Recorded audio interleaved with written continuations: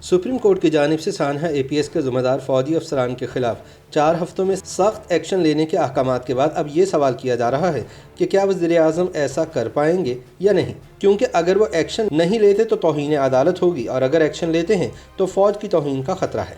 ऐसे में यूँ लगता है कि खान साहब के आगे कुआं है और पीछे खाई है। दूसरी जानिब ये भी एक हकीकत है कि सुप्रीम कोर्ट की जानिब से अज़ खुद नोटिस केस में इमरान खान ने खुद अदालत से मुखातिब होकर कहा था कि वो हुक्म दे, हुकूमत एक्शन लेगी।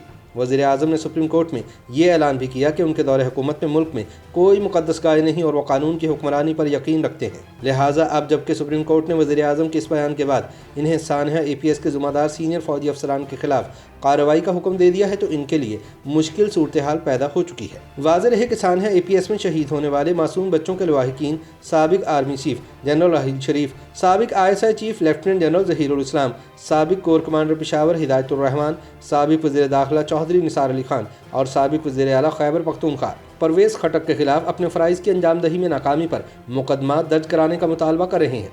लेकिन कानूनी माहिरीन के ख्याल में ये मुकदमात इतनी आसानी से दर्ज नहीं हो सकते, क्योंकि इसमें कानूनी हदूद के सवालात दरपेश हैं। इनका ख्याल है कि फ़ौजी अफसरान के खिलाफ मुकदमात में कानूनी पेचीदगियाँ हैं। सुप्रीम कोर्ट के साबिक जज जस्टिस वजीहुद्दीन का कहना है कि लवाहिकीन चाहें तो जिसको इस मामले का ज़िम्मेदार समझते हैं वो उनके खिलाफ FIR दर्ज करा सकते हैं, लेकिन हुकूमत अपने तौर पर ऐसा नहीं कर सकती। उन्होंने बताया कि सानहा APS के मुतासरीन जिसे भी इस वाक़े का ज़िम्मेदार समझते हैं वो उसके खिलाफ FIR दर्ज करवा सकते हैं, लेकिन इसके बाद फिर तफ्तीश होगी और इसमें मुतल्लिका पुलिस अफसर इस बात का भी तयन करेगा कि आया पुलिस के इख्तियार में आता है या फिर इस मामले को आर्मी अपने कवानीन के तहत तय करेगी। जस्टिस वजीहुद्दीन का कहना था कि बज़ाहिर इस वाक़े की जो तफसीलात सामने आई हैं उनसे ये लगता है कि आर्मी इस मामले को अंदरूनी तौर पर तय कर सकती है। मेरे ख्याल में आर्मी ये दलील दे सकती है कि इनके अंदर एहतसाब का एक निज़ाम मौजूद है और जो अफराद भी इस मामले में गफलत के मुर्तकिब हुए हैं उनके खिलाफ मुतल्लिका इदारा एक्शन ले सकता है और इसमें पुलिस की हदूद का दखल नहीं है। ताहम फ़ौजी कवानीन पर गहरी नज़र रखने वाले एक सीनियर वकील के मुताबिक ये मामला सिविल अथॉरिटी के मातहत आता है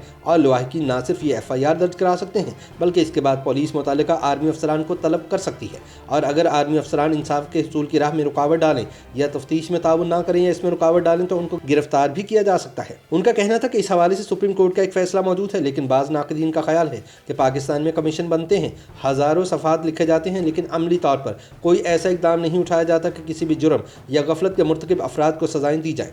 वो याद दिलाते हैं कि कुछ बरस पहले उसामा बिन लादेन की मौत के बाद एबटाबाद कमीशन भी बना था, लेकिन उसकी रिपोर्ट न मंजर-ए-आम पर आई और ना ही किसी ज़िम्मेदार को सज़ा दी गई। मारूफ कानूनदान जस्टिस रिटायर्ड रशीद रिजवी का कहना है कि शुरुआत कहीं से तो होनी चाहिए। उन्होंने कहा कि इस केस में एक नई FIR दर्ज हो सकती है, क्योंकि FIR दर्ज होने से कोई नहीं रोक सकता। ताहम सवाल यह है कि पाकिस्तान में कई कमीशन बनते हैं। माजी में जस्टिस हमूदुर रहमान कमीशन भी बना, लेकिन एक्शन नहीं लिया गया।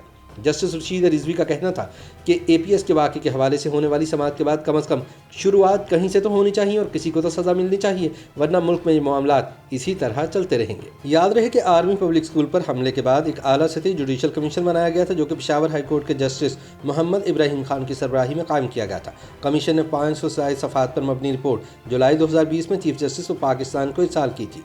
कमीशन की जानिब से इस वाक़े में ज़ख्मी होने वाले बच्चों और शहीद बच्चों के वालिदैन समेत 132 अफराद के बयानात रिकॉर्ड किए गए थे, जिनमें 101 आम शहरी और 31 सिक्योरिटी अहलकार और अफसरान भी शामिल थे। पाकिस्तान फौज के शोबा ताल्लुकात आमा के मुताबिक आर्मी पब्लिक स्कूल पर हमला करने वाला दहशतगर्द ग्रुप 27 अराकीन पर मुश्तमिल था, जिसके 9 अराकीन मारे गए जबकि 12 को गिरफ्तार किया गया था।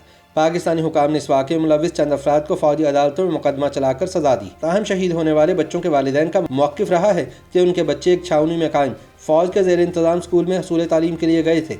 वो जंग के महाज पर नहीं थे और ये कि वो अपने बच्चों की हिफाजत की फ़ीस स्कूल इंतज़ामिया को बाकायदगी से देते थे। तो फिर ये वाक़या कैसे पेश आया, किसकी इमा पर हुआ और किसकी गफलत का नतीजा था? वालिदैन का यही मुतालबा रहा है कि इस सिलसिले में ज़िम्मेदारान का तयन किया जाए और जिनकी गफलत या लापरवाही से हमला हुआ उन्हें सज़ा दी जाए। 10 नवंबर को सुप्रीम कोर्ट में केस की समाअत के दौरान चीफ जस्टिस गुलजार ने वज़ीर-ए-आज़म इमरान खान को इस बात से आगाह किया कि अपने आखिरी ऑर्डर में अदालत ने बाकायदा नाम दिए थे कि उन लोगों के खिलाफ कार्रवाई की जाए, लेकिन कोई एक्शन ना हुआ। लिहाजा अब उनकी हुकूमत ज़िम्मेदारान फ़ौजी अफसरान के खिलाफ कार्रवाई करके 4 हफ्तों में अदालत में रिपोर्ट जमा करवाए। ताहम अब देखना यह है कि वज़ीर-ए-आज़म इमरान खान ऐसा कोई एक्शन ले पाते हैं या नहीं।